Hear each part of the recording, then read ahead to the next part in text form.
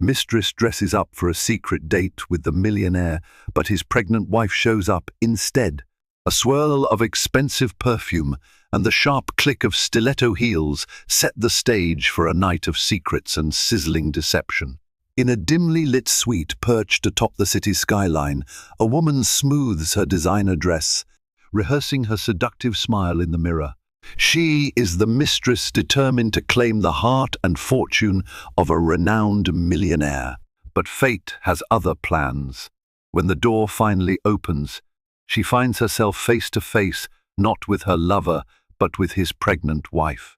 Betrayals from the past and unimaginable revelations collide in this explosive tale of love, lies, and a fight for everything that matters. The day began like any other for Evelina Kostova. She woke up in her modest but immaculately kept apartment, the faint smell of lavender still lingering from the candle she had blown out the night before. Although the place was modest, it was hers alone. The small living room held plush throw pillows in shades of pastel pink and cream, carefully matched to the curtains that draped the single window. She took pride in presenting herself well, both her home and her appearance, no matter the circumstance. Today, though, had a buzz to it that was anything but ordinary. An unspoken promise hung in the air, one that seemed to shimmer with every breath she took.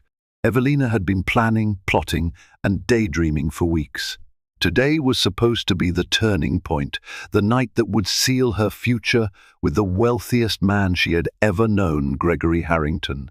Gregory was a man of power, a real estate magnate whose name floated among the city's elite. His photograph frequently graced the local newspaper's pages, whether he was attending a fundraiser or announcing the launch of another luxurious high-rise. He had made a splash in the business world, with deals that people would label as impossible to land. The entire city whispered about him, speculating on his net worth, who he was dating, or which exotic destination he had flown to. But what the tabloids didn't know was that Gregory Harrington had a lover hidden away from prying eyes. That mistress was Evelina, a woman who had carved her path into his life with a potent combination of charm, ambition, and genuine adoration. From the moment they first locked eyes at an exclusive charity gala, an electric spark had bounded between them. Gregory, struck by Evelina's calm sophistication, wasted no time in learning more about her. She, in turn, was drawn to his assuredness and the aura of command he carried like a tailored suit. Though he exuded a confidence that bordered on arrogance, she felt that behind it lay a man who searched for something real in a world dominated by surface-level relationships.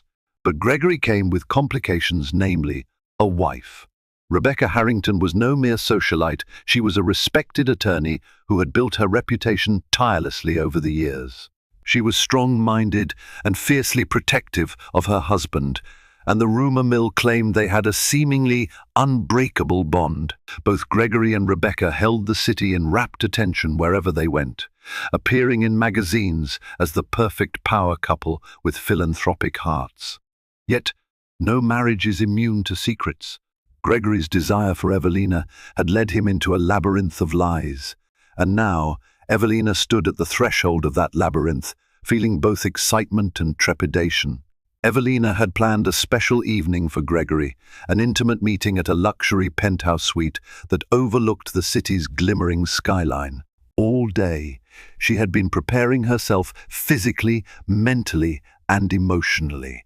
She had chosen a black dress that clung to her curves like a second skin, accentuating her slender waist and the subtle sway of her hips. A pair of red-soled heels, a gift from Gregory himself, added the finishing touch.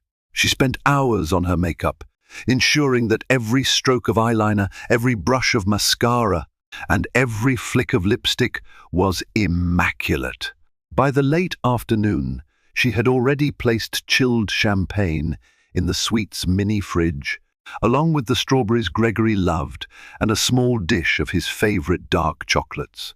She had even picked up a fresh bouquet of gardenias, Rebecca's favorite flower. Ironically enough, But Gregory had once confided that he found their scent intoxicating. Everything had to be perfect because she wanted this night to be unforgettable, a stepping stone to a life where she no longer had to watch from the shadows. When the last rays of sunlight filtered through the glass windows, Evelina felt a rush of adrenaline. She took in a deep breath, letting her reflection fill her with confidence. Tonight, after all, was the night. Stepping off the private elevator, Evelina let her gaze sweep across the penthouse suite. The walls were lined with tasteful artwork, and the floors sparkled with pristine marble. She made a final pass, straightening a vase of lilies, just a subtle touch to accentuate the grandeur. The golden glow of the lamps made the suite feel warm and inviting, a stark contrast to the cold, steel and glass environment outside. As dusk merged into evening, the city below sparkled in a million points of light. Evelina breathed in the cool, crisp, air-conditioned atmosphere, reminding herself that soon she would be greeting Gregory with a glass of champagne and an intimate smile. How many times had she fantasized about building a permanent life with him? It was more than just the allure of money or power. She was thoroughly enthralled by him. She had grown to love the man, not just the millionaire. Over the months, Gregory had become her confidant, the one who saw her potential and made her believe in a future she once deemed impossible. But Evelina also knew that Gregory's wife existed like an unmovable mountain in the background of her life. Rebecca Harrington was, in many ways, a formidable figure. She had built a thriving law practice and often took on pro bono cases that tugged at the city's heartstrings, like single mothers fighting for custody or underprivileged youths caught in legal tangles. Rebecca was loved by the public for her dedication and rumored to be Gregory's anchor during his entrepreneurial ventures. Some even said she was the brains behind Gregory's unstoppable empire. Evelina didn't know much about the real dynamics of their marriage, but from what she had gleaned, it was more complicated than a simple love story. Tonight, though, none of that mattered. Gregory had vowed to come alone, telling Evelina he had an important announcement. The sweet thought of him possibly leaving Rebecca so they could be together without secrecy burned in her mind like a constant flame. The very idea of it made her heart pound. Evelina glanced at the suite's clock, 7:45 p.m. He was supposed to arrive any minute now. She refilled the champagne flutes carefully, making sure not to spill. She wanted to greet him with the epitome of poise. With one final survey, Evelina confirmed everything was perfect. The music, the mood, lighting, the chilled champagne, the luscious strawberries. If the evening went to plan, she would soon be celebrating the official start of their journey together. But one can never truly predict the twists of fate. At exactly 8:00 p.m., the elevator pinged in the corridor. Evelina's heart jumped. This was it. She imagined Gregory stepping out in his immaculate suit and tie, perhaps wearing that mischievous grin that always made her knees weak. She hurried to the door, anticipating the telltale jingle of keys, but instead, a brief hush stretched into silence. Knock, knock, knock. The sound was sharp and businesslike. Evelina felt a moment of confusion. Gregory never knocked. He had a key. Quickly, she smoothed her dress, steadied her breathing, and opened the door. On the other side stood Rebecca Harrington, resplendent yet visibly pregnant, her fitted designer coat leaving no doubt of the life growing inside her. Evelina's breath seized. She recognized that face from countless magazine covers and society columns. At this close proximity, Rebecca radiated a commanding presence. Shock thundered through Evelina's veins, turning her muscles rigid. She froze like a deer in headlights. Without waiting for an invitation, Rebecca strode in, her posture emanating control. She surveyed the lavish suite for 1 second, eyes darting from the champagne to the half-drawn curtains. from the low table set with strawberries to the flickering candle near the sofa.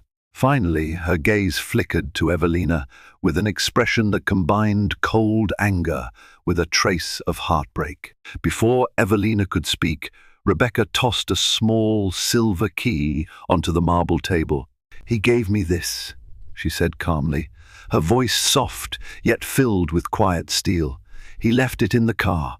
I found it when I started driving. He said he was working late, but I knew better." Evelina's world spun. For months, she had imagined meeting Rebecca under countless scenarios, most of them far less gracious. But no fantasy she had conjured could match the shock of this real encounter. Why are you here?" She finally managed, her voice cracking. Rebecca exhaled, her eyes flickering to the clock. "Because he's been lying to both of us, and I'm not going to let that continue." In a daze, Evelina motioned for Rebecca to sit, even though fear and guilt roared in her mind. If she had any illusions of a peaceful transition, or Gregory effortlessly walking away from his marriage, those illusions were quickly vanishing. She wrestled with her panic, aware that every second stretched taut with unspoken tension. For a moment, she considered demanding that Rebecca leave, but logic held her back. She needed to figure out what this meant for her future, for Gregory, for this unborn child. Unsure of what to do, Evelina closed the door, sealing herself in this unexpected confrontation.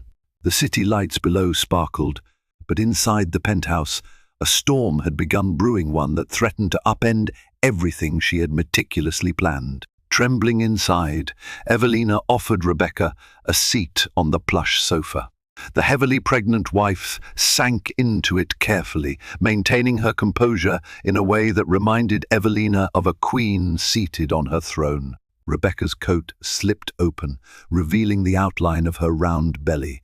For a moment, Evelina's eyes lingered on the physical evidence of Gregory's long-term bond with Rebecca, something Evelina had, until now, mostly chosen to ignore. The tension was palpable, suffocating even. Evelina perched on the edge of a nearby chair. She wondered whether to speak first or wait for Rebecca to break the silence. Rebecca gently placed a hand on her belly, almost protectively, and eyed the table with the champagne. Slowly, she picked up one of the glasses and studied it, swirling the champagne as though it might hold answers to her predicament. Then she raised her gaze to Evelina. "I'm sure you know who I am," Rebecca said, her tone clipped but measured. "Rebecca Harrington." Evelina nodded, her throat painfully tight. "I do." Rebecca's lips pressed together, forming a thin line of disapproval. Yet there was a sorrowful curve to them, to betrayal and heartbreak overshadowing her usual confident glow. "How long have you been seeing my husband?" Evelina found it hard to maintain eye contact, but she forced herself to reply with as much dignity as she could muster. "About a year." A flicker of pain crossed Rebecca's face. She drew in a sharp breath before continuing. "A year? And during that time, you must have known he was married." Evelina swallowed. She wasn't proud of herself, but she refused to lie in this moment. "Yes, I knew." Rebecca closed her eyes for a moment, as though absorbing a blow. "So, you've prepared all of this?" "The champagne, the dress," she paused, glancing at Evelina's figure. "For him, for tonight." The weight of Rebecca's stare made Evelina's cheeks burn. "Yes," she admitted, her voice a whisper. She wanted to add that Gregory had promised her a future, that he said things would change, but it felt hollow and self-serving in front of his pregnant wife. Rebecca put down the champagne flute. "He's not coming," she said flatly. "Not tonight."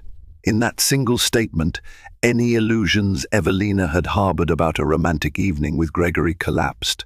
Confusion, anger, and heartbreak surfaced in her chest. She should have known something was amiss the moment she saw Rebecca's face.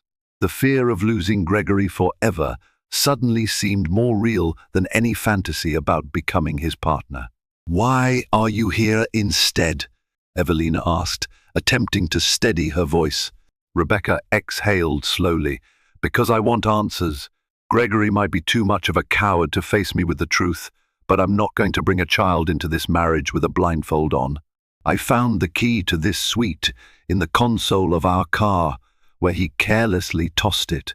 He said he had a late meeting and needed to take a different car. I knew he was lying. I followed him, but halfway through, he must have realized and took a different route. He never came to you. Instead, he went somewhere else. I had this key, and I decided to see what I'd find. And here you are. Evelina flinched at the mention of Gregory's deception. Had he played them both for fools, ensuring neither would track him to the other? Now, Gregory was off somewhere else entirely, leaving his pregnant wife and his mistress to confront each other in a penthouse suite meant for a secret rendezvous. The two women sat in stilted silence for a moment, each one trying to measure the other. Evelina found herself unsure of how to navigate this precarious exchange. She was torn between defending her actions and wanting to flee in shame. But curiosity gnawed at her. If Gregory wasn't here, then where could he be? Evelina ventured a question, her voice trembling. "Do you think he's with someone else?" Rebecca's expression turned grim, and for a moment Evelina glimpsed raw vulnerability beneath her steely facade. "I have no idea anymore," Rebecca admitted, her tone hollow. "I never believed Gregory would stoop this low. A few months ago, I noticed subtle changes in him. He'd come home later, miss dinners without explanation. I attributed it to stress or new business deals. But the evidence became undeniable. A strange receipt in his jacket pocket, an odd phone call he hung up on as soon as I entered the room. I confronted him, and he brushed me off, saying I was imagining things because I was pregnant and hormonal. Then I saw your name on his phone, and the puzzle pieces finally started fitting together." Evelina's face blanched. This entire time, she had seen Gregory's distance as a sign he was preparing to leave Rebecca. But evidently, he had been weaving a tapestry of lies, telling Evelina he was working on the divorce while telling Rebecca something else entirely. The sense of betrayal sank deeper into Evelina's heart, mingling with the guilt of her own complicity.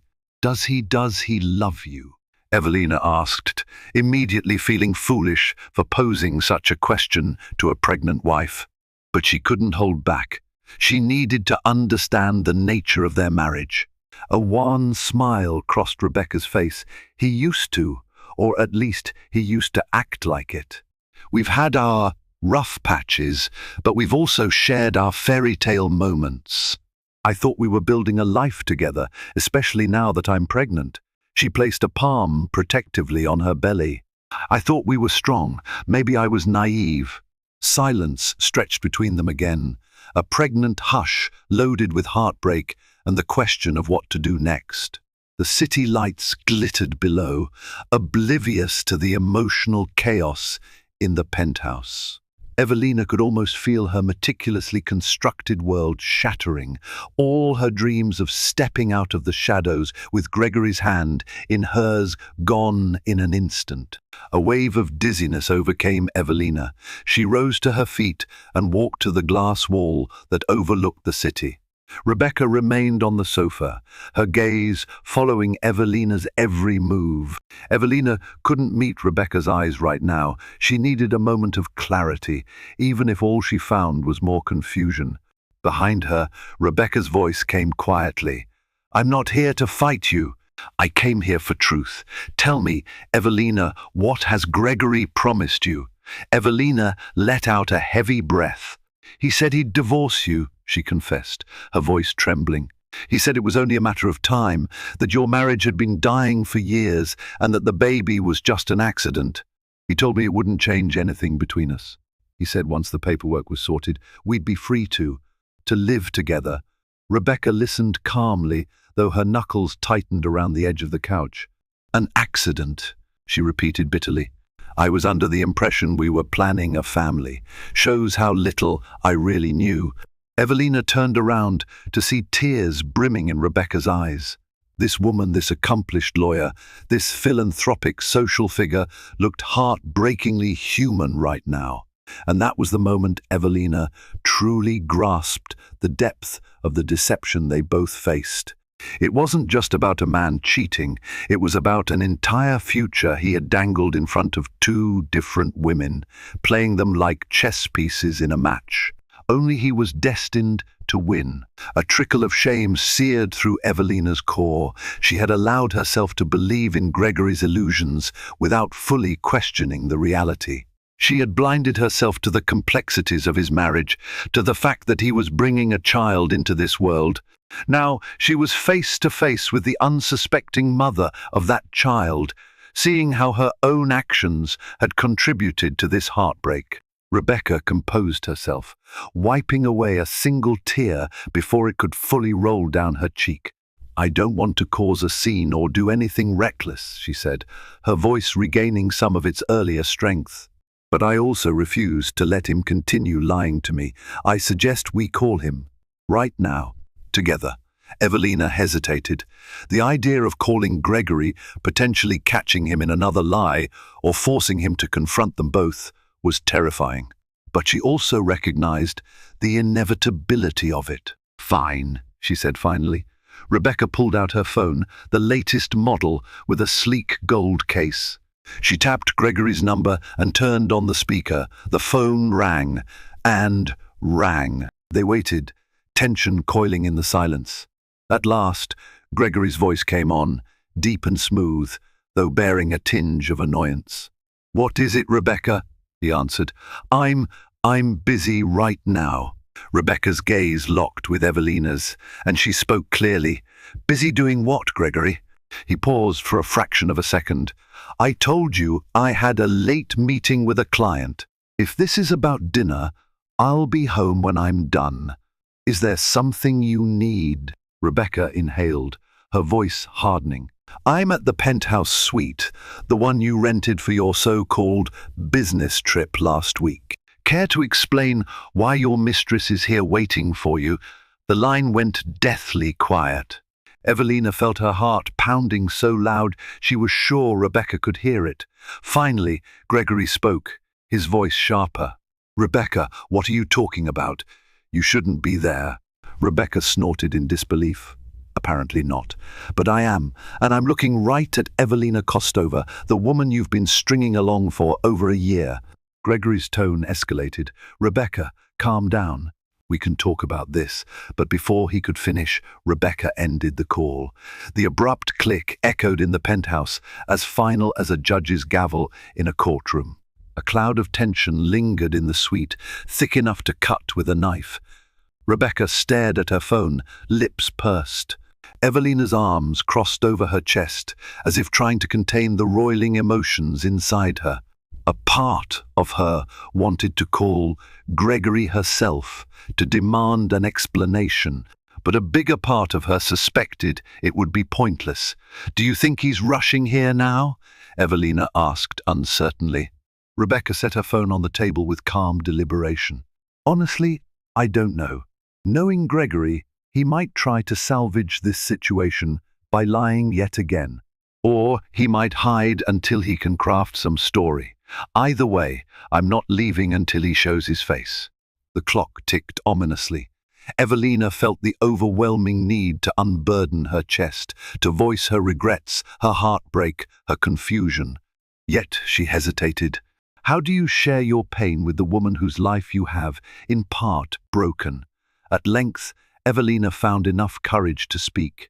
"I didn't get into this to hurt you," she murmured. "I believed him when he said your relationship was over, that you'd only stayed together for appearances. I thought he was telling me the truth." Rebecca sighed, leaning back against the plush sofa. "I want to be furious at you," she admitted, "and a part of me is. But I also know Gregory's persuasive power. He's had me wrapped around his finger for years. I can't entirely blame someone else for falling under the same spell." Evelina's eyes welled with tears. The complexity of the situation weighed on her like an anchor, and she felt more regret than she ever had in her life. "I never meant for it to go this far. But after a while, I fell in love with him, really in love. He made me believe he was just a breath away from walking away from everything that tied him to his past. And that past was me, Rebecca said, a note of bitterness in her voice. She wrapped her arms protectively around her belly again. I won't pretend our marriage was flawless. We had issues. Maybe Gregory saw in you something new, an escape from the pressures of our marriage. That doesn't excuse what he did. What we all did. Evelina nodded, tears slipping down her cheeks. I want you to know, if I had known how devoted you were to him, if I had understood that the baby wasn't an accident, maybe I would have made a different choice. Or maybe I should have confronted you from the beginning. Rebecca offered a tight, wan smile. We can't change the past, only how we deal with the fallout. She turned her gaze toward the window, and now there's a new life caught in the middle of all these deceptions. For a long moment, both women let the stillness of the room envelop them. The penthouse, once prepared for a night of sensual delight, had become a theater for heartbreak and disillusionment. Neither woman knew what the future held, but they both suspected it would be drastically different from what they had envisioned hours earlier. To break the suffocating silence, Evelina moved to the kitchenette. She poured 2 glasses of water and brought one to Rebecca. The pregnant wife hesitated, but eventually accepted the gesture with a nod of thanks. For a moment, they sipped in quiet companionship, each lost in her own swirling thoughts. Rebecca studied the swirling patterns of the marble floor as if they might reveal some hidden secret. Eventually, she spoke again. I'm trying to recall every moment in the past year, every smile Gregory gave me, every time he said he loved me, and figure out if it was real or just part of his script. I keep wondering if I missed some obvious sign. Evelina sank into a chair, a wave of empathy washing over her. I've been doing the same thing, except from the other side, wondering if every promise he made me was a lie, or if there was ever a shred of truth in any of it. Their eyes met, and in the reflection, both saw the same grief, the same sense of betrayal. 2 women, supposedly rivals, but now both victims of a man's tangled web of deceit. Evelina's voice quivered as she found the strength to ask, "Will you leave him?" Rebecca inhaled, her emotions swirling. "I don't know," she admitted. "A part of me wants to throw him out of our home. Another part of me worries about our child. Then there's the logical side of me wondering about the legal battle, the financial ramifications, the paparazzi that would swarm us. And what if Gregory tries to claim custody or partial custody one day? Should I endure this for the sake of my child? Or is that the worst message I could possibly send about love and respect?" Evelina nodded, her heart pounding. I was willing to do anything for him. If I had found out he was lying to me like this, I would have ended it. But he always knew how to reel me back in. I don't have a child to consider, though. I can't even imagine. Rebecca's gaze softened. If it wasn't you, it might have been someone else. Gregory is a charming man. He always has been. When we first started dating, I remember how he'd whisk me away to exclusive dinners and exotic trips. He always had this knack for making me feel special, like the center of his universe. But somewhere along the line, we lost that sparkle. I was working on a big case. He was expanding his empire. We just drifted. Evelina listened, feeling a pang of recognition. Gregory had shown her that same intense attention, as though she was his only priority. He made me feel like I was the key to his happiness, she confessed. He'd say things like, "You're my escape from all the noise of my life. With you, I can just breathe." And I believed him. Rebecca sighed, pinching the bridge of her nose. "It's the same script, different cast," she said sadly. "I can't believe how gullible I've been. Even as a lawyer, someone trained to spot falsehoods, I let my guard down when it came to my husband." A tear slipped down Evelina's cheek. She wiped it hastily, remembering the countless times she'd waited for Gregory in secret hotel rooms. the many nights she cried into her pillow because he'd cancelled at the last minute. She had given him her entire heart, only to discover she was just another link in his chain of deceit. The sweet silence was broken by the distinctive ding of the elevator door in the corridor outside. Both women froze, their hearts pounded in unison. Had Gregory finally come to face them? A moment later, the door swung open, but it wasn't Gregory standing there. Instead, a tall, well-dressed man with slicked-back hair stepped inside, startled to see two women instead of the single female companion he expected. With a swift glance around the penthouse, he cleared his throat awkwardly. "Excuse me," he began, his voice cultured and low. "I'm looking for Evelina Kostova. I have a message for her from Mr. Harrington." Evelina, frowning, stood up. "I'm Evelina. Who are you?" He straightened his expensive suit jacket and replied politely, "My name is Roland York. I'm an associate of Mr. Harrington's. He sent me here to deliver this." He held out a sealed envelope. Alarm bells went off in Evelina's head. Why wouldn't Gregory deliver this message himself? She approached Roland cautiously and accepted the envelope. She tore it open to find a handwritten note. "Evelina, I'm sorry. Things got complicated. I need some time to figure this out. Please don't believe everything Rebecca tells you. She's not as innocent as she seems. I'll be in touch soon. In the meantime, this penthouse is paid for through the weekend. You can stay if you wish." Gregory. Evelina stared at the note, her heart sinking. She handed the note to Rebecca without hesitation. Rebecca read it, her face twisting with anger. "Unbelievable," Rebecca muttered. She turned to Roland, arms crossed over her belly in a protective stance. "Where is he?" Roland glanced at Rebecca with mild surprise, only now noticing her pregnancy. He didn't provide his exact location, Mrs. Harrington. Only asked that I deliver the envelope and confirm that Miss Kostova received it. Evelina felt her legs tremble. It was as if Gregory couldn't face the damage he had wrought. Instead, he was sending an envoy to manage the fallout. She wanted to scream, cry, or throw something. But she held herself in check, more for her own dignity than for Gregory's sake. "Well, you've delivered the message," Rebecca snapped. "Now you can go." Roland looked uncomfortable, but he nodded and retreated out the door. The echo of his footsteps in the corridor was soon swallowed by the hum of the elevator. When they were alone again, Evelina and Rebecca reread the note in silence. Evelina's face burned with a mixture of shame and fury.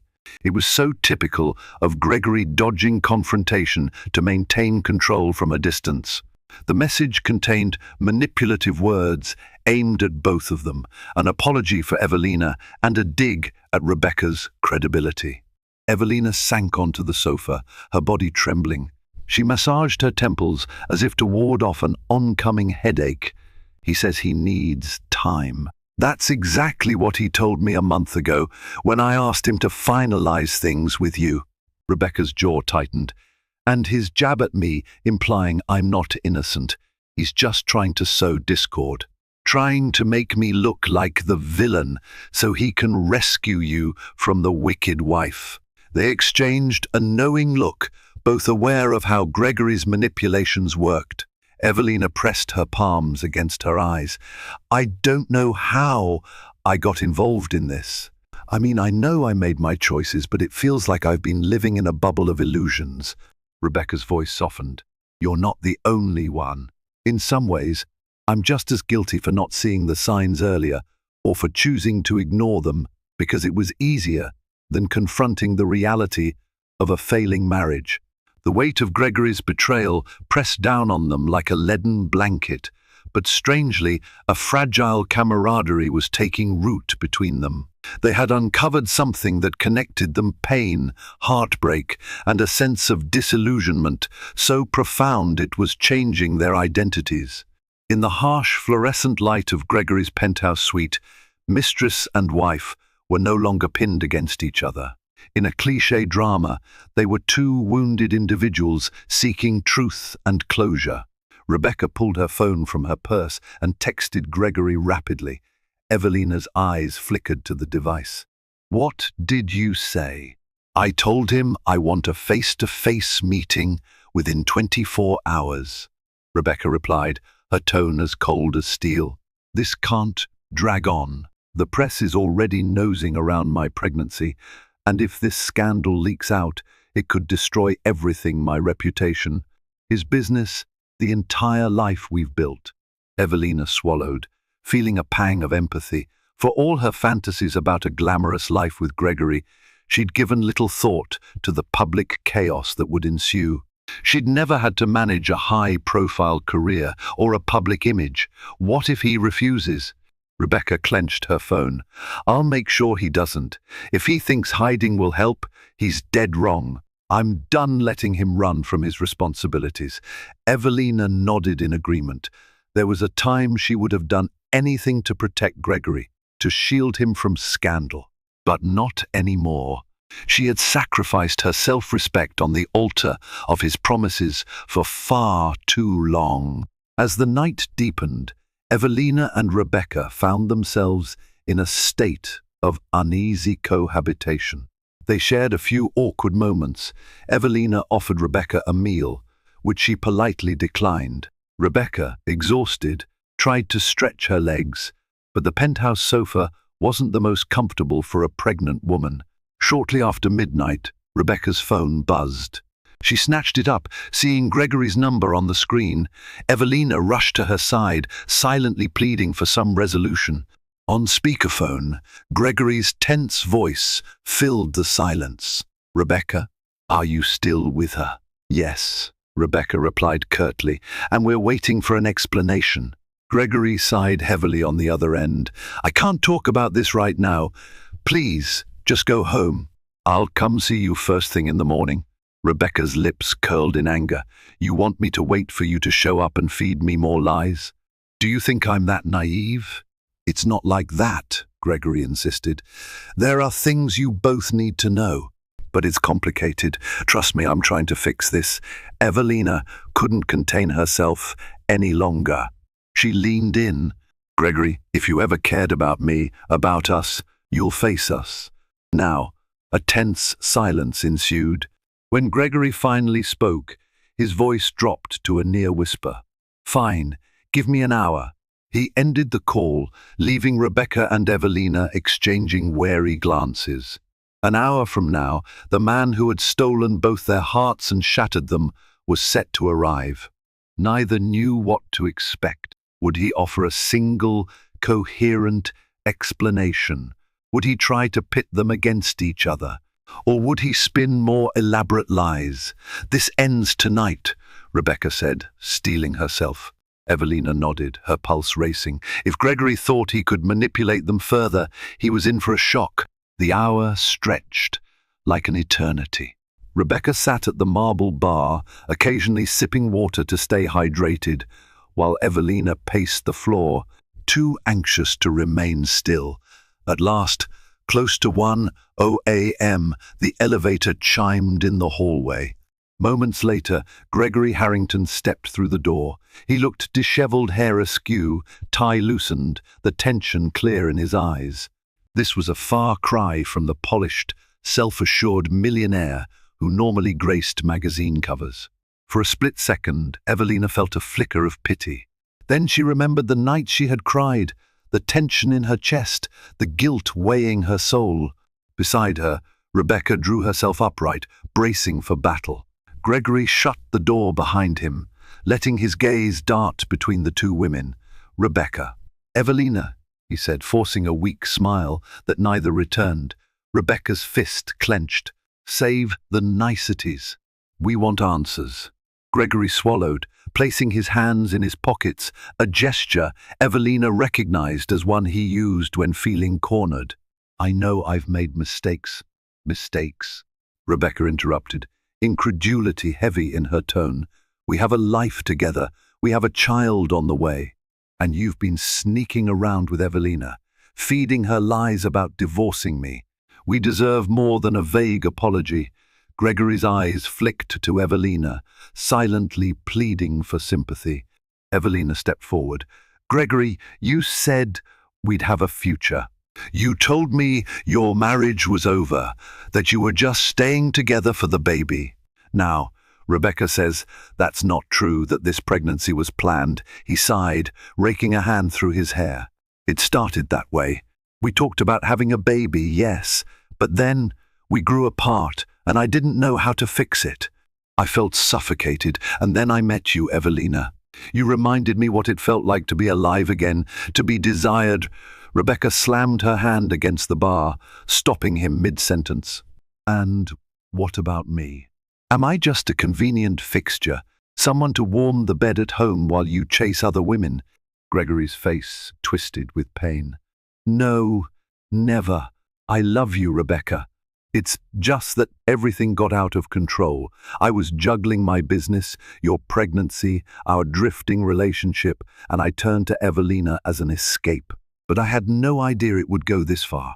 Evelina felt her chest tighten. You promised me a life together. You said you were leaving Rebecca. Were you lying the whole time? He hesitated. I planned on leaving at first, but every time I thought about actually walking away, I couldn't do it.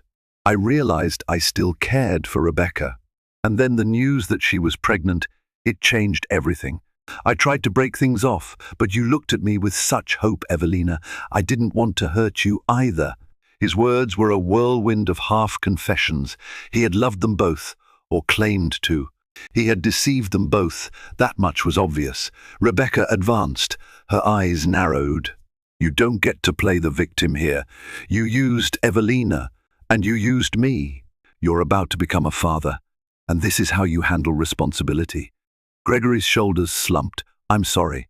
I know I'm to blame, but at least let me explain. Our marriage, Rebecca, it wasn't perfect, and you know that. I felt like we were turning into business partners rather than husband and wife. With Evelina, I felt passion again. I needed that.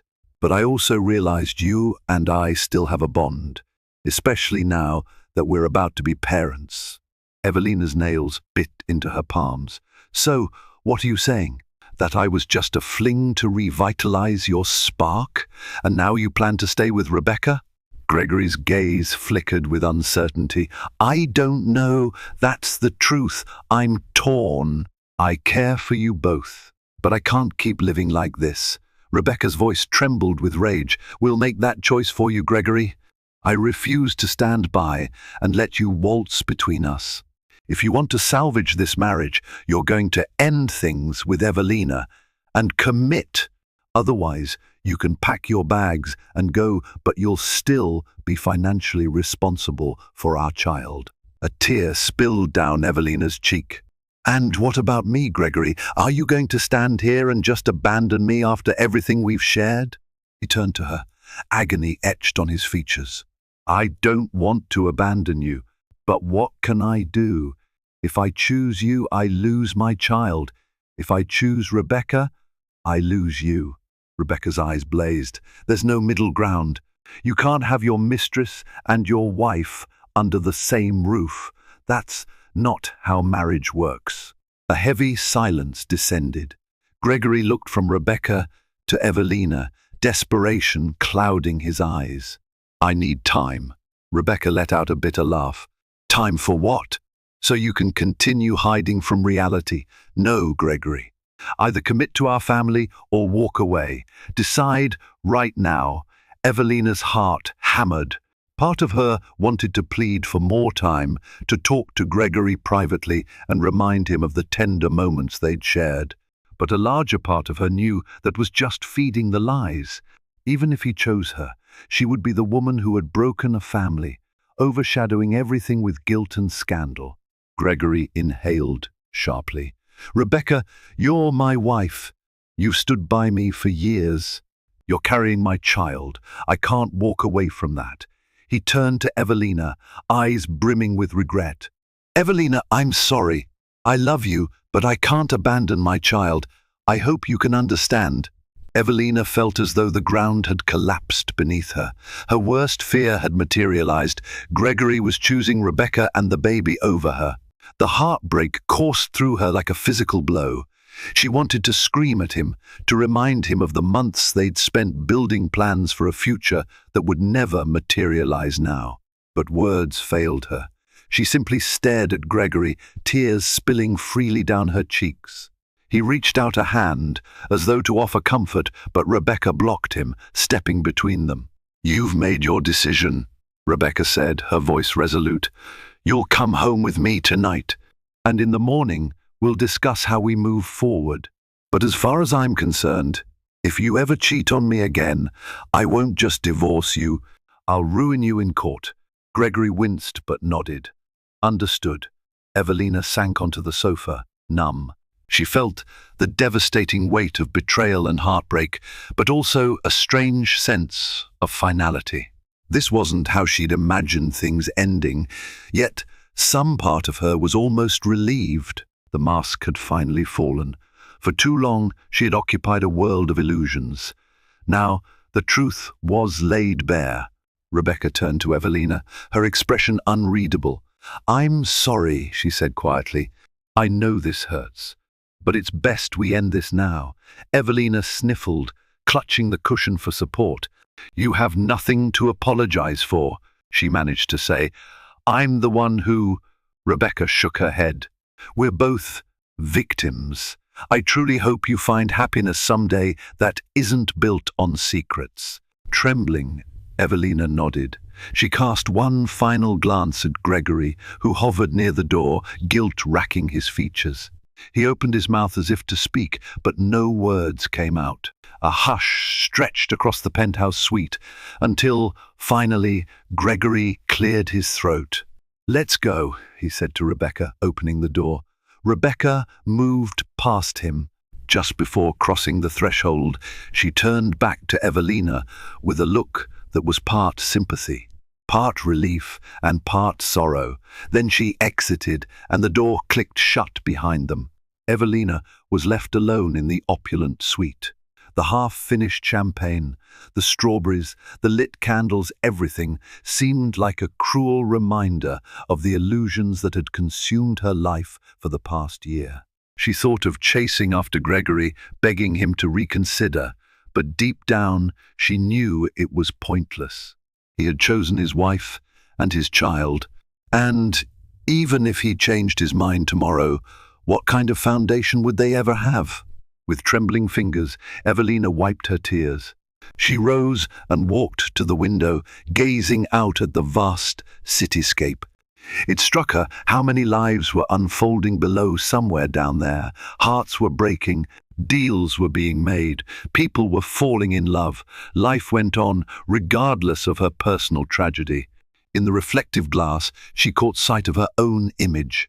The black dress, the smoky eye makeup, the meticulously arranged hair, once symbols of seduction and desire, now felt like a costume for a part she no longer wished to play.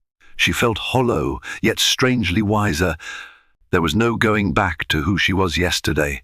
That woman no longer existed. The hours that followed blurred for Evelina.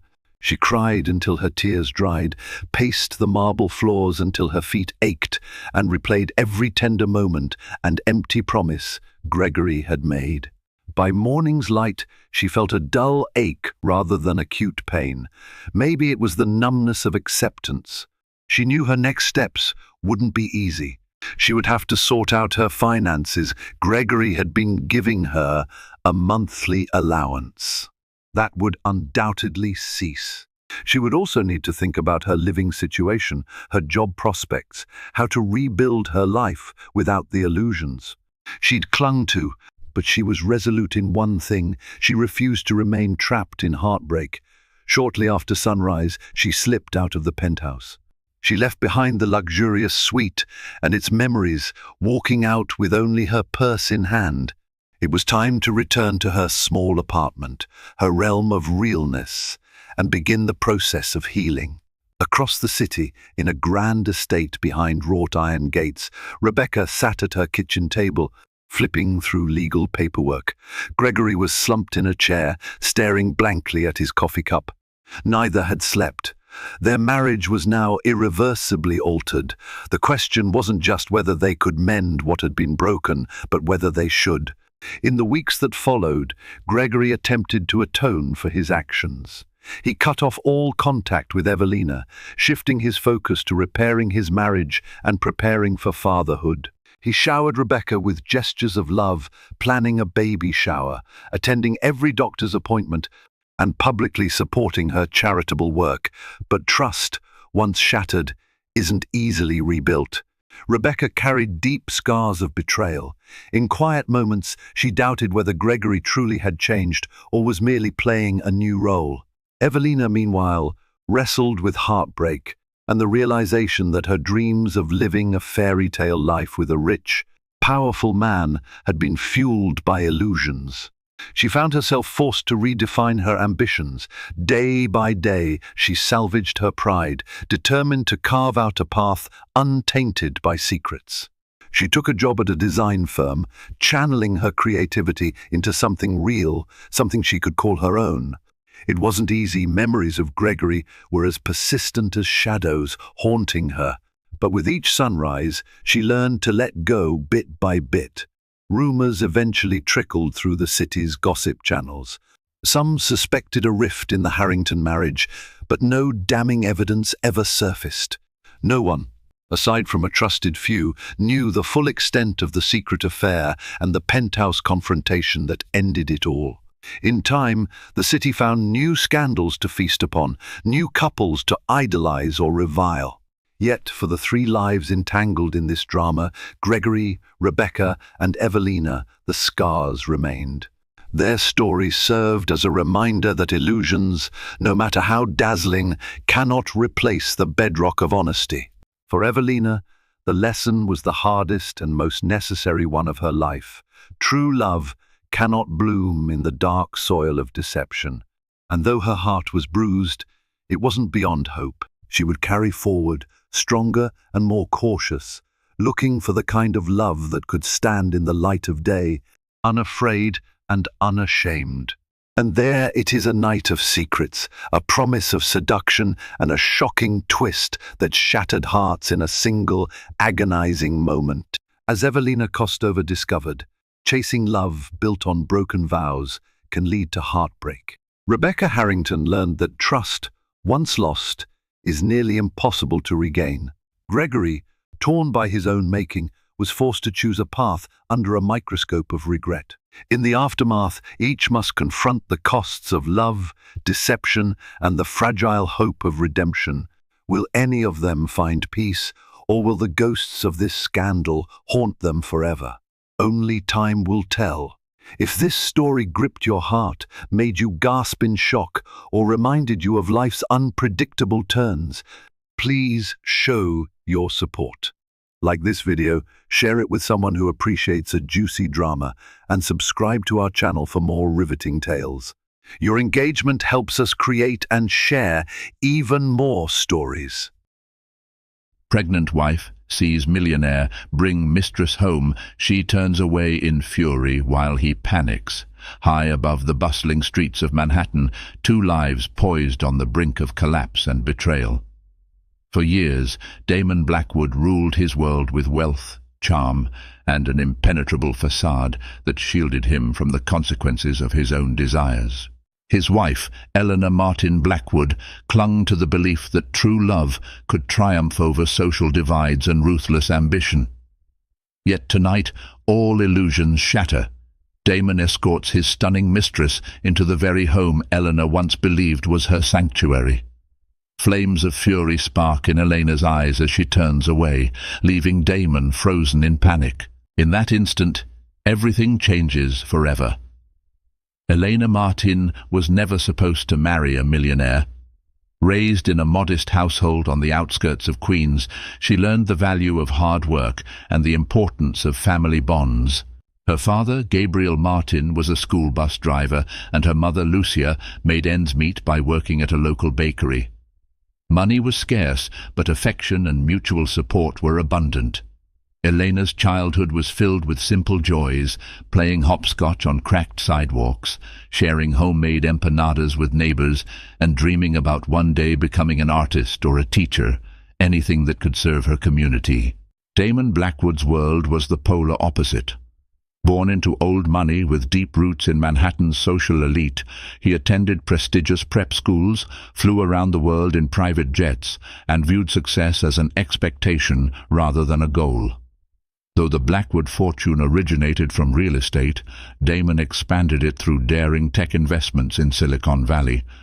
By 30, he had multiplied his inheritance several times over, gaining a reputation for both cunning and charm. Their paths first crossed at a charity fundraiser organized by the Friedman Foundation, a philanthropic event aimed at funding educational scholarships for underprivileged kids. Elena had volunteered to help with event logistics, hoping her bilingual skills could be of use. She believed passionately in giving back to the children whose struggles mirrored her own humble beginnings.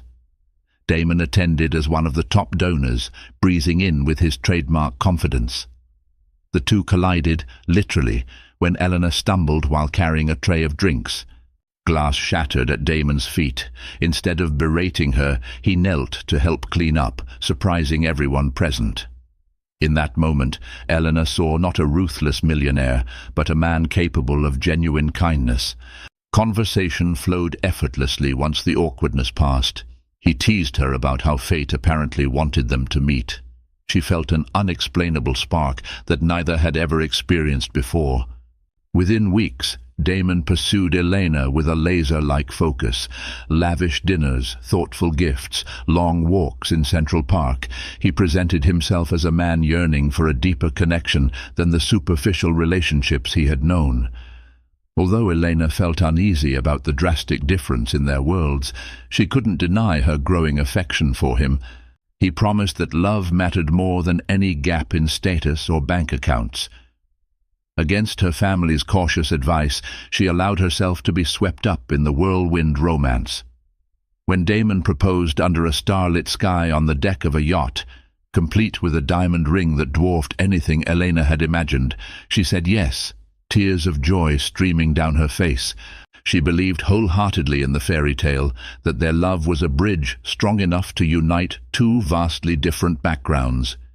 Even Damon's mother, Beatrice Blackwood, who wore disapproval like a second skin, seemed grudgingly resigned to the union. For a moment it felt like Elena had truly found her own happily ever after. Little did she know how quickly illusions can crumble when tested by ambition, temptation, and the secrets of a man whose heart might not be as pure as she once believed. After the fairy tale wedding, a grand affair at the Blackwood estate overlooking the Hudson, Elena moved into Damon's luxurious penthouse in Midtown Manhattan. The building itself was a fortress of gleaming glass and steel, symbolizing everything Elena's old life was not. At first, she felt awed by the high ceilings, panoramic city views, and state-of-the-art security. But soon, her wonder gave way to an unsettling sensation of being trapped in a gilded cage. Life as Mrs. Damon Blackwood brought immediate notoriety. Paparazzi snapped photos whenever she emerged from the penthouse. Tabloids speculated about her humble background and how lucky she was to snag a billionaire husband. Elena tried to shrug off the gossip, focusing on her volunteer work at local community centers. She aimed to bring resources and hope to kids in struggling neighborhoods, kids like she once was. Yet, beneath the surface, she struggled to adapt to her new status. Damon, meanwhile, worked tirelessly, expanding his empire. He spent his days in high-stakes boardrooms and nights at exclusive soirees with entrepreneurs, movie stars and politicians. Early on, Elena joined him at these events, wearing designer gowns he purchased for her. Though she dazzled in these dresses, inside she felt like an imposter. She endured pointed stares from other socialites, such as Bianca Friedman, heiress to Friedman Associates, who always found a way to belittle Elena with backhanded compliments about her modest origins. At home, Damon often seemed affectionate but distant. He would praise Elena's charitable endeavors, claiming her kindness inspired him. Yet his phone buzzed constantly with texts and emails. Business deals demanded attention at all hours. On nights when Damon was away, Eleanor roamed the cavernous penthouse alone, her footsteps echoing on marble floors. She missed the laughter of her close-knit family, the warmth of her tiny childhood apartment. Confronted by her growing loneliness, Elena suggested they plan a simpler lifestyle or spend more time out of the public eye. Damon nodded absently, promising to schedule a quiet weekend getaway. But the weekend never came. Each time something urgent, an investor meeting, a conference in Tokyo, stole his attention. Gradually, a sense of disconnection seeped into their marriage. Damon's nights grew longer, his business trips more frequent. He would return with lavish gifts, a necklace from Tiffany's, a limited edition handbag, and a quick apology. Elena tried to accept these gestures, but deep down she yearned for conversation, shared laughter, and genuine intimacy. She tried to talk to him about starting a family, about building something beyond financial conquests. Damon deflected the topic, insisting it wasn't the right time. Rumors started circulating in hush-hush corners of Manhattan society, whispers that Damon was seen flirting at upscale clubs, spotted with an unfamiliar woman at a private lounge. Elena brushed them off as malicious lies. She had glimpsed Damon's capacity for kindness. She clung to the belief that he wouldn't betray her. Yet a nagging doubt lodged in her heart. In the swirl of glitz and glam, Elena couldn't shake the feeling that the foundation of their love story wasn't as solid as she had once believed. Cracks were forming, subtle but dangerous. She did her best to ignore them, trusting that Damon's love would prevail. Little did she know, the storms gathering around her would soon become impossible to ignore. The first time Elena saw an explicit sign of Damon's drifting loyalty was at a high-profile charity gala hosted by the Friedman Foundation. She had attended to support Damon's philanthropic commitments, even though she felt out of place among the city's wealthiest elites. Dressed in an elegant emerald gown, Elena tried to navigate the sea of privileged guests, looking for Damon, who had slipped away to speak with potential investors. A hush swept the crowd near one corner of the ballroom as a stunning woman in a glittering silver dress made her entrance. Tall, with cascading auburn hair, she radiated confidence. Whispers identified her as Bianca Friedman's friend, Sienna Tremont, a rising figure in the fashion world. Though Eleanor had heard Sienna's name in passing, she never expected the woman to carry such an aura of effortless seduction. Moments later, Eleanor spotted Damon across the room, engaged in a seemingly intimate discussion with Sienna. The pair stood close, and Damon's hand lingered on Sienna's arm in a way that felt too familiar. A wave of jealousy and confusion crashed over Elena. She tried to approach, but was intercepted by an elderly patron wanting to discuss the charity's cause. By the time she excused herself, Damon and Sienna had moved elsewhere. Throughout the evening, Eleanor caught glimpses of them, laughing together at the champagne bar, exchanging phone numbers in a subtle but telling motion. Her heart sank each time. She longed to confront Damon, but part of her feared causing a scene that tabloids would devour. She vowed to speak with him once they returned home. However, as typical of these events, Damon arrived back at the penthouse well past midnight. He claimed urgent business had kept him, avoiding her eyes when she inquired about Sienna. Days turned into weeks, and Elena's suspicions mounted. Late-night phone calls and unexplained outings became common. Damon's usual excuses: "It's a business dinner. We're brainstorming a collaboration with a fashion label," did little to soothe her anxieties. A swirl of discontent settled within Elena, but she remained hesitant to accuse Damon without undeniable proof. She remembered her humble roots, the vow to trust her husband. Could she really stand up to him in a confrontation? Meanwhile, Sienna Tremont's name started appearing in gossip columns as the new darling of Manhattan's fashion circles. Leaks suggested she was seeking investors for her brand, possibly involving Damon's wealth. Whenever Eleanor asked about these rumors, Damon brushed them off. "Sienna's just a contact. There's nothing personal," he insisted, though tension laced his voice. In private, Elena poured her turmoil into journaling, capturing each pang of fear, each flicker of heartbreak. She confided in no one, partly out of shame, partly because she feared people would label her the jealous, poor wife who couldn't handle the high society pressure. She attempted to hold on to faith that Damon wouldn't betray her so blatantly. Yet the seeds of doubt had been planted, and they grew daily under the shadow of temptation. Elena tried to remember the man who once knelt to help her pick up shattered glass at a fundraiser, who once spoke passionately about bridging social divides. Where had that Damon disappeared to? She feared that if she didn't act soon, she would lose the chance to save their fractured marriage before it slipped entirely into the shadows. The tension between Elena and Damon escalated until it erupted one rainy evening. Damon returned late from a supposed business dinner, reeking of perfume and carrying a faint lipstick mark on his shirt collar. Elena noticed immediately, her heart pounding in dread. She asked calmly about his evening. He gave a clipped response. "Meetings ran over, that's all." Unable to contain her alarm, Elena pressed further. "Why is there lipstick on your collar? Damon, I can smell the perfume. Please just tell me the truth." His face tightened. A flash of irritation crossed his features. "You're imagining things. Some colleague might have greeted me with a hug." "Stop making accusations." Elena trembled with anger and heartbreak. "I'm not blind, Damon. You're never home. You're evasive every time Sienna's name comes up. I can't ignore this anymore." He glared, shrugging off his suit jacket. "Sienna's just a potential business partner. I invest in new brands. That's my job. Don't twist it into something else." Their argument spiraled, voices echoing in the penthouse's marble corridors. Elena demanded honesty.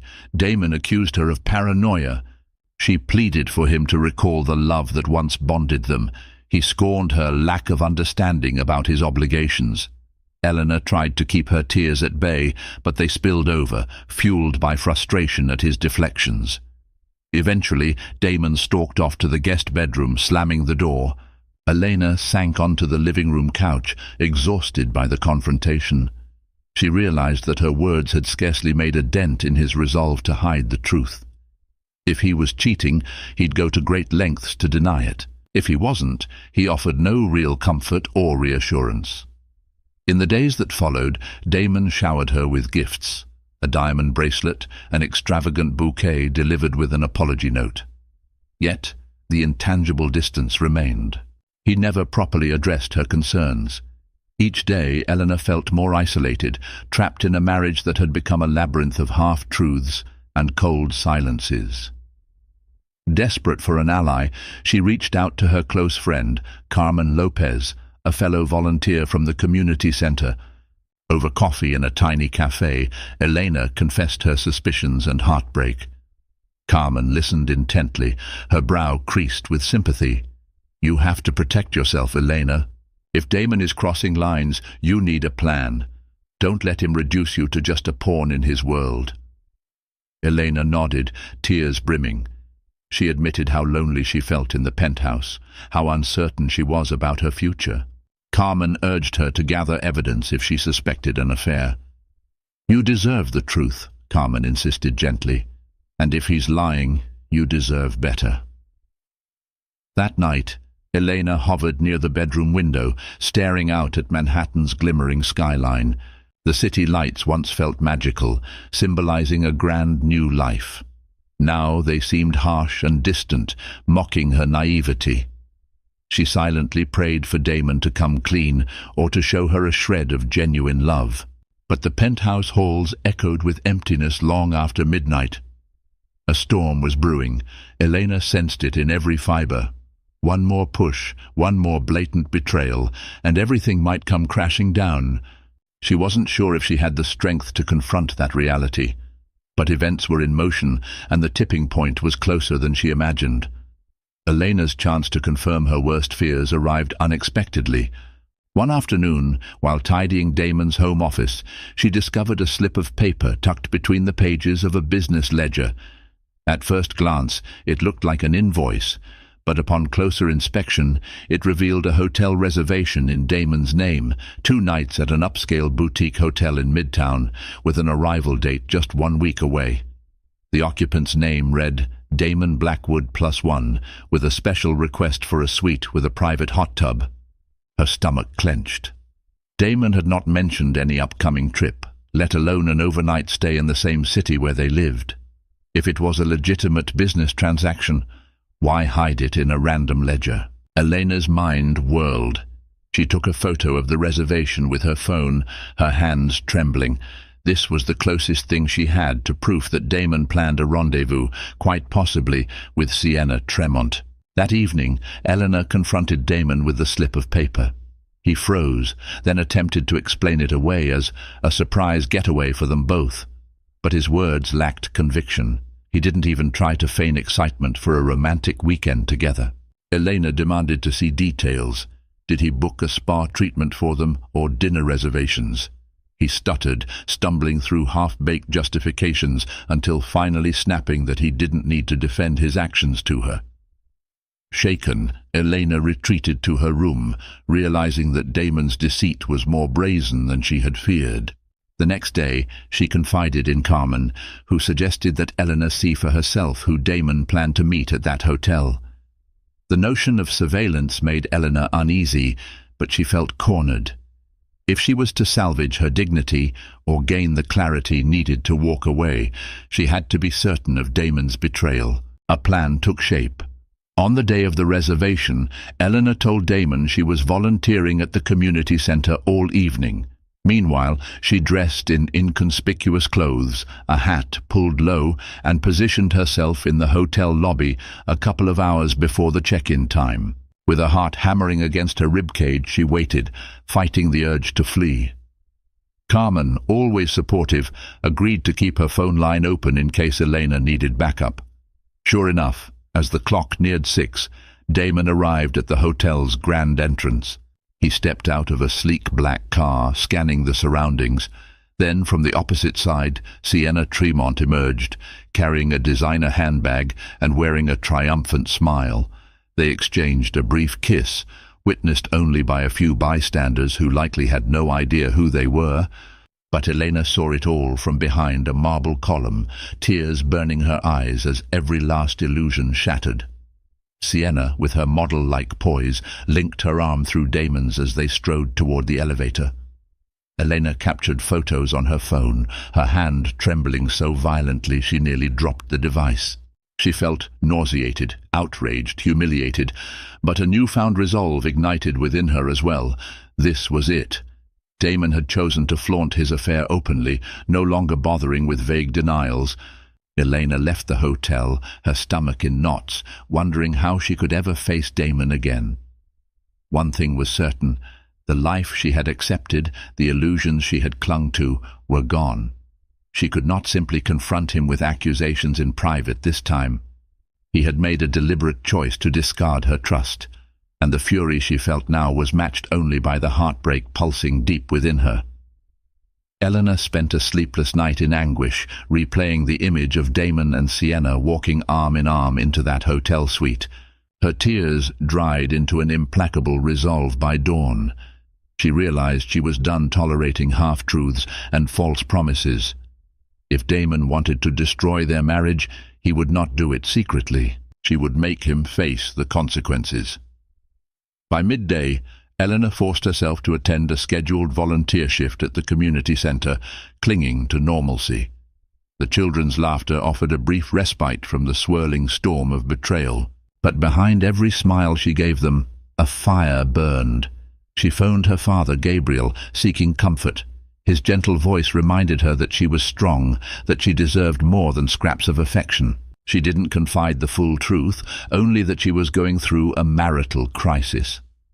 Gabriel sensed her pain, but did not press her for details, knowing she'd speak when ready. After her shift, she walked through the city aimlessly, letting her footsteps guide her. Hours later, she found herself outside Damon's penthouse building. The doorman greeted her politely, but she noticed his sympathetic expression. Word traveled quickly among staff. They likely suspected trouble in the marriage. Elena entered the elevator, heart pounding with adrenaline. Fate orchestrated a dramatic turn. As she stepped into the penthouse, she heard laughter echoing from the living room. Her stomach flipped in rage. "Is he entertaining someone?" she thought. Quietly, she removed her shoes, creeping forward until she saw them, Damon and Sienna, perched on the leather sofa, glasses of wine in hand. Time seemed to slow. Sienna wore a smug expression, her slender legs draped over the coffee table as if she owned the place.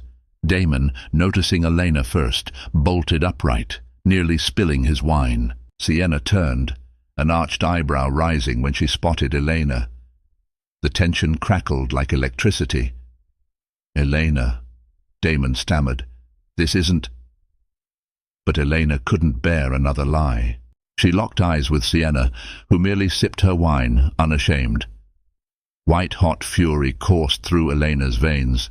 This woman had invaded her home, stolen her husband's time and loyalty, and for what? Money? Status? Sienna opened her mouth, perhaps to deliver a condescending remark, but Elena raised her hand, voice trembling with anger. "Don't! Just don't!" She turned to Damon, who stood frozen, panic evident in his eyes. "You brought her here?" Elena spat, her voice cracking. "Into the home we share? After everything?" Damon's face paled. He glanced helplessly from Sienna to Elena. "It's not what it looks like," he began feebly. Elena let out a short, bitter laugh. "Tell me, Damon, how am I supposed to interpret you entertaining your mistress in my living room?"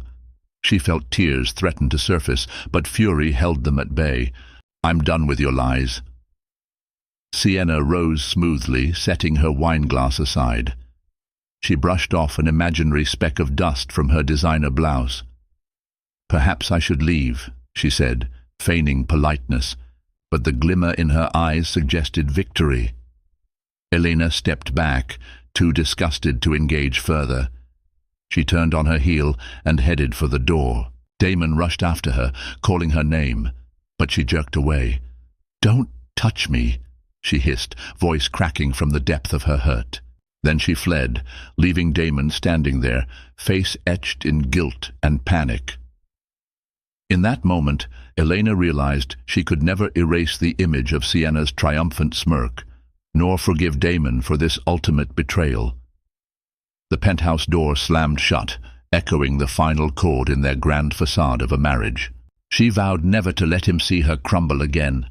Her tears would be private, and her next move would be fueled by her own sense of worth. Eleanor stumbled onto the bustling Manhattan sidewalk, her vision blurred by tears she refused to shed in front of Damon and Sienna. Horns blared, neon signs flashed, but she felt disconnected from everything around her. Her mind replayed Damon's panicked face. Was that remorse, or simply fear of being caught? She needed to breathe. She needed refuge. Clutching her purse, she hailed a taxi and directed the driver to Carmen's apartment in a working-class neighborhood near Elmhurst. Her heart pounded throughout the entire ride, her fury morphing into heartbreak. By the time the taxi reached Carmen's place, Elena was trembling. Carmen welcomed her with open arms, quickly ushering her inside to the small living room. "What happened?" she asked, her dark eyes flashing concern. Elena's composure cracked. She recounted how she walked in on Damon hosting Sienna in her own home. The recounting felt surreal, like describing a scene from a melodramatic soap opera. Carmen's face hardened with protective anger. She rubbed Elena's shoulders, offering tissues and warm tea. Finally, when Elena's shaking subsided, Carmen said calmly, "You can stay here as long as you need. We'll figure this out together." Days blurred into a haze of sorrow. Elena refused to answer Damon's calls or texts, ignoring each frantic attempt at apology. He left voicemail after voicemail, claiming it was a misunderstanding, that Sienna dropped by uninvited and nothing had happened. Elena barely had the energy to scoff at these excuses. Sienna's presence, the intimacy of the setting, she wasn't a random visitor. Meanwhile, tabloids picked up hints of a scandal. Paparazzi noticed Elena missing from Damon's arm at a major charity event. Columnists speculated about marital discord. She dreaded the inevitability of her heartbreak becoming gossip fodder. But some shred of dignity remained. She hadn't publicly acknowledged Damon's infidelity yet, and part of her debated whether she should. The thought of their private agony becoming citywide entertainment sickened her. Amid the turmoil, Elena's father called repeatedly, worried by her abrupt disappearance from the penthouse. She struggled to maintain a brave front, explaining only that she needed some space. Gabriel sensed his daughter was in deep pain, but understood her reluctance to voice the entire truth over the phone. "Come home if you need to," he said, voice filled with paternal warmth. "We're always here for you." Late one night, Elena sat at Carmen's modest kitchen table, rummaging through the memories of her life with Damon. Photos from the early days, smiling shots on romantic getaways, images of them dancing at galas, lay scattered across her phone. She knew that behind the glamorous veneer, their relationship had rotted from within. Perhaps she had tried too hard to bridge their worlds, ignoring the cracks that formed from greed and ambition. Carmen encouraged her to seek legal advice, reminding Elena that she wasn't just dealing with heartbreak, but also entangled finances. Elena, however, felt overwhelmed. She wasn't ready to talk to lawyers, to brandish lawsuits or public scandal. Part of her still clung to the faint hope that Damon might see reason, might remember the love that once united them. But with each passing hour, that hope dimmed. The only clear truth she had now was that her old life was over. The penthouse, the high society illusions, the unconditional trust, gone. In the vacuum left behind, a seed of determination sprouted. She would not be a silent victim in this story. Whether Damon tried to salvage their marriage or not, she needed to reclaim her own identity. Because if she waited for him to define her worth, she would be forever lost in the shadows of his betrayal. While Elena found sanctuary with Carmen, Damon Blackwood faced a maelstrom of guilt and fear within the penthouse's hollow walls. Sienna Tremont had left soon after Elena's dramatic departure, casually remarking that she wasn't here for drama. As the door shut behind her, Damon felt an immediate wave of regret. He collapsed onto the sofa, burying his head in his hands. His phone calls to Elena went unanswered. Texts apologizing, offering to talk, went unread. He discovered her clothing gone, personal items missing. It dawned on him that this time Eleanor wouldn't be easily pacified by lavish gifts or shallow excuses. The entire situation was a pit he'd dug for himself, lured by Sienna's allure and the twisted excitement of conquest. In an attempt to reclaim control, Damon phoned his longtime friend and lawyer, Christian Friedman, a cousin to Bianca Friedman and a discreet confidant. Over a tense dinner at a private club, Damon poured out the situation. He sought legal advice on protecting his assets if Elena filed for divorce. Christian raised a brow. "You should be more worried about repairing your marriage, Damon." "Elena has every right to be furious." Damon slammed a fist on the table, sending cutlery rattling. "I know, but I can't lose everything. She might come after me for half my fortune." Christian shook his head, disappointment etched on his features. "Don't reduce her to a gold digger. Elena's not like that. You messed up. You might want to approach this with humility." For the first time, Damon realized he risked losing more than money. The image of Elena's tear-filled eyes haunted him. He recalled how she once lit up whenever he entered a room, how her laughter resonated through the penthouse when they shared quiet nights. He had believed his wealth and status shielded him from consequences, but now he stood on the brink of losing the one person who had loved him sincerely. In desperation, Damon made a grand gesture, showing up at the community center where Elena volunteered. He tried to corner her after a children's event, but Carmen barred his way. "She doesn't want to see you," Carmen hissed, eyes blazing. "Stay away until you learn respect." Damon left, humiliated and strangely bereft. He wandered Manhattan, drifting through the same streets Elena once took him on to meet her old friends. He visited a small diner where they had shared late-night pancakes in the early days of dating, only to find everything overshadowed by memories of her warmth. Returning to the penthouse that night, Damon found it emptier than ever. The room still smelled faintly of Elena's floral perfume, a silent reminder of her presence that now mocked his isolation. Sienna tried calling, but Damon couldn't bear to talk to the woman who symbolized his betrayal. He let her calls go to voicemail. Alone in the darkness, Damon felt a pang of regret so sharp it almost suffocated him. He had always prided himself on being a master deal-maker, skillfully maneuvering through business and social circles.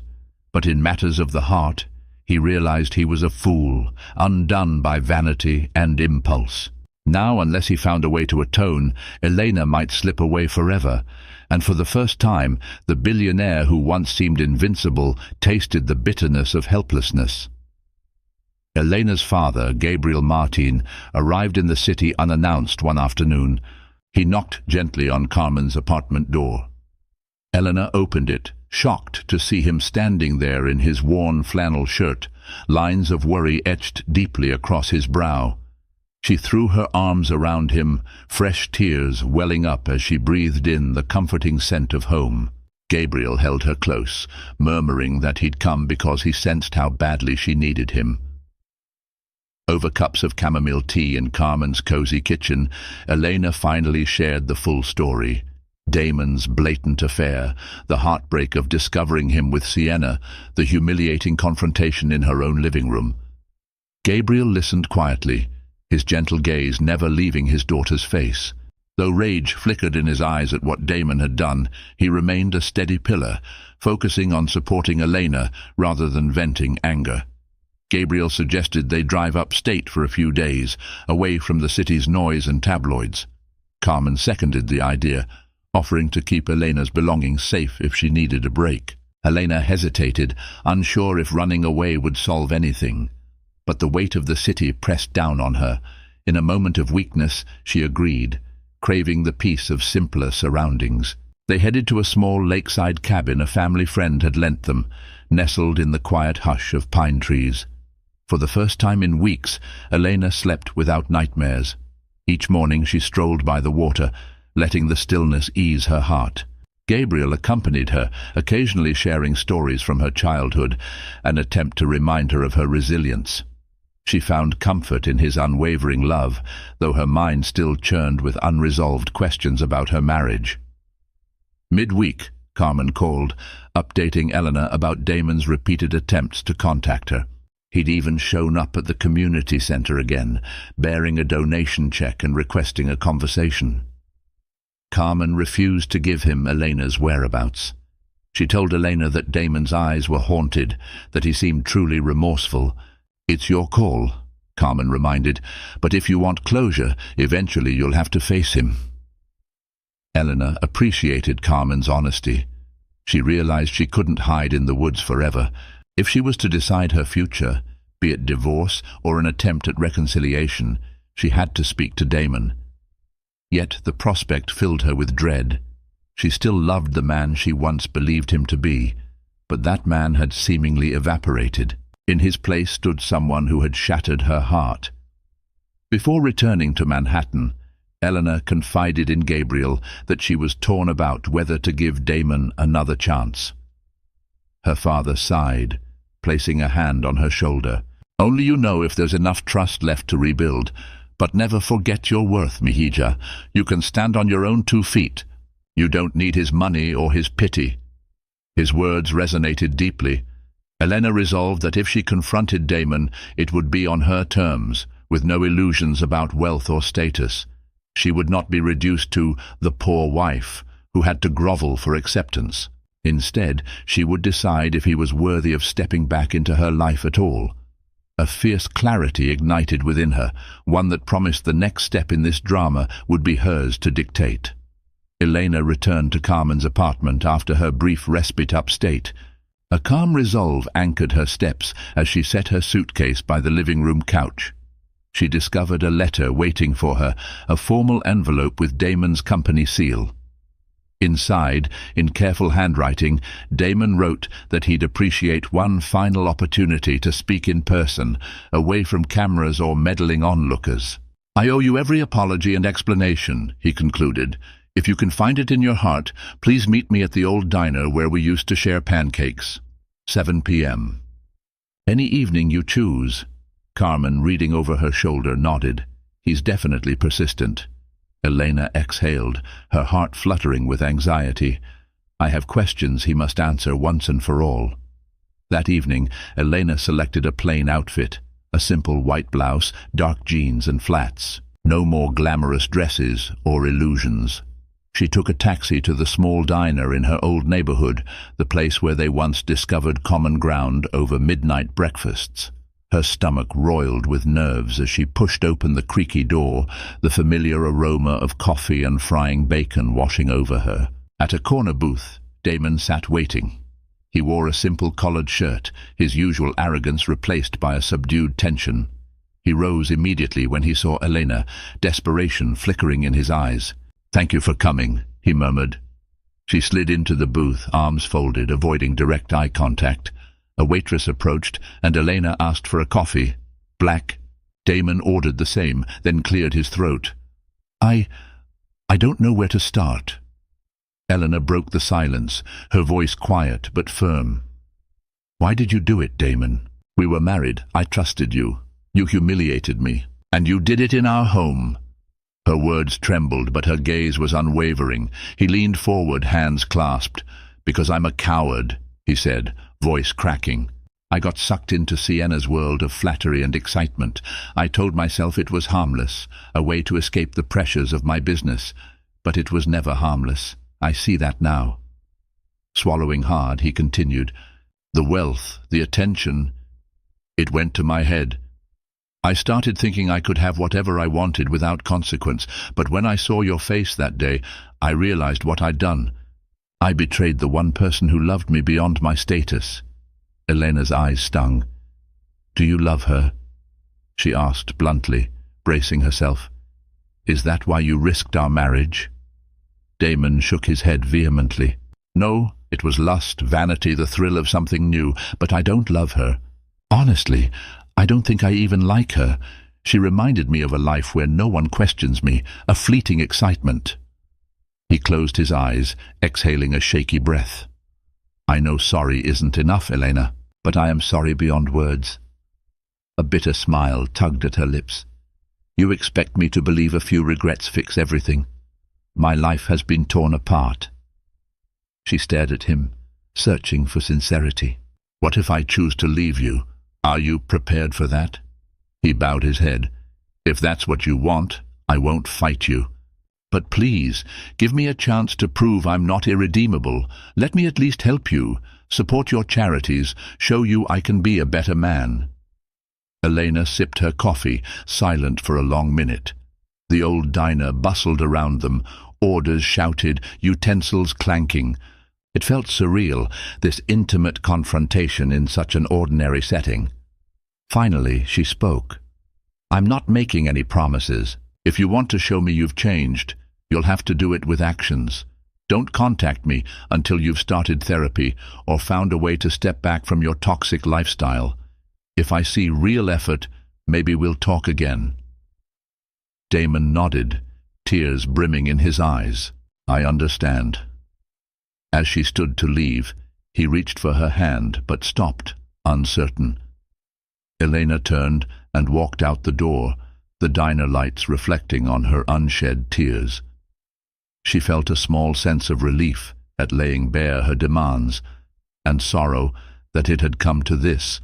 The path ahead was far from certain, but at least she was no longer voiceless in her own story. In the following weeks, Damon surprised Eleanor by actually following through on her conditions. Through mutual acquaintances, she heard he had begun seeing a therapist specializing in marital issues and personal growth. He also delegated more responsibilities at Blackwood Enterprises, telling his board he needed time to refocus. Subtle shifts in the tabloid headlines reflected these changes. Damon, once a fixture at exclusive clubs, now absent from paparazzi snapshots of midnight parties. Elena, observing from afar, felt a swirl of complicated emotions. On one hand, relief that Damon seemed genuine about self-improvement. On the other, lingering resentment that it took a catastrophic betrayal for him to realize the emptiness of his pursuits. She occasionally thought of Sienna Tremont, now parading through fashion events. Gossip columns linked Sienna to other influential men, hardly hinting at Damon anymore. The city had moved on from their scandal, but Elena's heart still bore the scars. Carmen and Gabriel provided unwavering support. Carmen applauded Elena's boundary setting, encouraging her to continue focusing on her own personal growth. Elena decided to reapply for a master's program in social work, hoping to turn her volunteer passion into a career. Freed from the demands of high society appearances, she poured her energies into studying, brushing up on old academic references and forging new professional connections. Occasionally, Damon sent carefully worded letters describing his therapy progress. He admitted to confronting childhood issues, pressures from his family legacy, an internal fear of vulnerability. He confided that wealth had always been his shield, a means to ensure no one could reject him. Ironically, it had led him to sabotage genuine intimacy with Elena. At times, she found herself moved by his confessions, albeit uncertain if such revelations could truly heal the damage. One crisp autumn day, Eleanor agreed to meet Damon at a philanthropic event for a youth arts initiative in Brooklyn. She arrived early, wearing a simple outfit, hair pulled back in a low ponytail. Damon showed up soon after, looking different. No entourage, no designer flash, just a plain sweater and a quiet, respectful demeanor. His eyes lit with cautious hope when he saw her. They toured the event together, conversing with local artists, smiling at teenagers excitedly sharing their artwork. Damon donated a significant sum to the program, but did so without the usual fanfare or media presence. Elena noticed genuine engagement in his questions to the young participants. He seemed enthralled by their passion, praising their creativity. She watched from a short distance, torn between admiration and the memory of heartbreak. Afterward, they took a short walk through a nearby park. The hush of fallen leaves underfoot served as their soundtrack. Elena asked about Damon's therapy, how it felt to confront long-buried issues. His answers were thoughtful, no glib deflections. He offered no excuses for his affair, admitting it was entirely his failing. "All I can do is keep working to be better," he said softly, eyes on the horizon. A small part of Elena's heart, the part that once adored him, stirred. She recognized progress, yet the wound was still fresh enough that she held back. "Let's just keep it like this for a while," she murmured. "No big promises, no forcing a reunion. Let me watch you grow and we'll see." Damon nodded, relief mingling with acceptance. Their conversation ended with a gentle goodbye. For the first time, Eleanor left with a glimmer of cautious optimism. Maybe, just maybe, Damon wasn't beyond redemption. But she also knew she had found herself in this process, her dignity, her ambitions, and she refused to lose them again in the name of love. Weeks melted into months. Damon's transformation continued in tangible ways.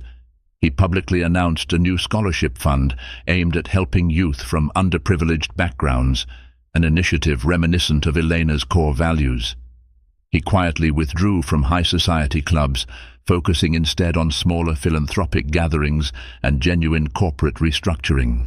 Gossip columns, once swirling with scandal, moved on to fresh targets. Damon's name began to surface with respect for his philanthropic pivot rather than personal drama. Meanwhile, Eleanor thrived on her own path. She began attending evening classes for her master's in social work, forging friendships with like-minded peers. She balanced her time between Carmen's place and occasional stays with her father. She felt an exhilarating sense of independence, no longer living in Damon's shadow, no longer reliant on his resources. Through her volunteer work, she connected with families whose stories resonated deeply. She discovered a newfound purpose that went beyond being just Mrs. Blackwood. Yet the question of her marriage loomed. Legally, they remained wed. Emotionally, they were in a suspended state. Damon's repeated apologies and consistent humility began chipping away at her protective walls. She saw that he was no longer the arrogant billionaire who believed he could get away with anything. Therapists often mention the concept of earning back trust through consistent actions over time, and Damon seemed to live by it daily, never pushing Elena for forgiveness, only demonstrating sincerity in every interaction. On a chilly evening, they met for dinner at a quaint bistro near the community center. Over candlelight, Damon recounted a small success. He'd convinced a few wealthy associates to co-fund an art program for youth. Elena congratulated him. The conversation felt light, almost reminiscent of their early courting days, but with a sobering undercurrent. They both knew the illusions of the past wouldn't suffice. As dessert arrived, Damon carefully reached across the table, gently taking Elena's hand. She let him, though her heartbeat quickened. In a soft tone, he said, "I know we can't just pick up where we left off, but I want you to know, I see you now, truly see you. The good we once shared, I believe it's still there if we nurture it. I'm prepared to do whatever it takes." Elena inhaled, tears glinting. "If we were to try again," she murmured, "it would mean starting over completely. No lies, no mistress in the shadows, and I will never give up my independence again. Do you understand?" He nodded, earnest. "I do. I want a partner, not a decoration. I was a fool to treat you otherwise." They finished dinner in a swirl of tentative hope. That night, Eleanor lay awake, grappling with her decision. She prayed for clarity, recalling how Damon had shattered her heart, but also how he was striving to piece his broken self back together. By dawn, she felt a certain peace settle.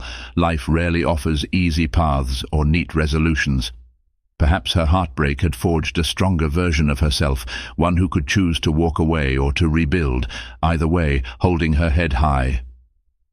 Armed with this internal certainty, Elena resolved to see if their love, born once in naive optimism, could be reborn in truth. Whether it succeeded or failed, she would never again be the powerless woman overshadowed by Damon's wealth. She was Elena Martin Blackwood, a woman who discovered her own worth, and that knowledge would guide her next steps without fear. Spring arrived in Manhattan, bringing mild breezes and renewed vitality to the city. The time felt ripe for fresh beginnings. After months of cautious interactions, Eleanor and Damon reached a crossroads. The question of living arrangements loomed large. Carmen nudged Elena gently, saying her friend needed to decide whether to stand by the vow of marriage or finalize a separation. Damon, for his part, stepped back, letting Elena take the lead. He refused to pressure her, something that spoke volumes about how much he'd changed. Elena visited the penthouse one last time before making her choice. She walked through the grand foyer, her steps echoing against the marble floors. Dust motes swirled in the sunlight, but she no longer felt awe or intimidation. Instead, she recalled the night she found Damon with Sienna in the living room, the pain that twisted her soul. She also remembered the earlier times, gentle mornings, sipping coffee together, celebrating a charitable success, or quietly dancing to jazz in the half-lit lounge. The penthouse held memories of both wonder and sorrow. She realized that if she returned, it would have to be on her own terms. Damon awaited her on the balcony, overlooking the Manhattan skyline. He'd arranged a small table with a bouquet of her favorite flowers, white lilies. When she arrived, he smiled tentatively, gesturing for her to sit. The hush between them was thick with anticipation. "I wanted to show you something," he said softly, sliding a small folder across the table. Inside, Elena found documents outlining a trust fund in her name, designed to support any philanthropic initiatives she saw fit. "I don't want you to worry that reconciling means losing your independence," Damon explained. "This fund is yours to administer for your community work or personal goals. No strings attached." She blinked back tears. His gesture felt like an apology for using money as leverage in the past. She recognized it as a thoughtful step, though she knew trust would take more than financial generosity. She set the folder aside, meeting his gaze. This is kind of you, but what I need to know is if you can truly honor my boundaries, my freedom. If we try again, I won't be the docile wife overshadowed by your empire." He nodded earnestly, tears shining. "Elena, I want a real partnership. I've learned that without love and respect, money is meaningless. I'm ready to do whatever it takes to rebuild what I broke." She reached for his hand, trembling slightly. For a moment she closed her eyes, recalling her father's advice, Carmen's unwavering support, the heartbreak of betrayal. Then, with a slow exhale, she said, "All right. We'll try to rebuild, but at a pace that respects my needs. We'll continue therapy, maintain separate finances if that's what keeps me secure. One misstep, Damon, just one, and I'm gone." Emotion choked his voice as he whispered, "I understand. Thank you for giving me this chance." They stood, stepping back into the penthouse that once symbolized their union. Now it felt like a blank slate awaiting a new narrative. Damon opened the large sliding doors, letting the spring air flood the living space. Elena stepped forward, noticing how the breeze carried the scent of fresh blossoms from a nearby park. The city spread out before them, both harsh and beautiful, a fitting metaphor for their marriage. Fragile, but perhaps still capable of blooming again if nourished with honesty, respect, and the humility Damon had finally embraced. Sometimes the greatest heartbreak ignites the fiercest transformation. Elena Martin Blackwood discovered that beneath the glitter of a luxurious life lay the raw truth of betrayal.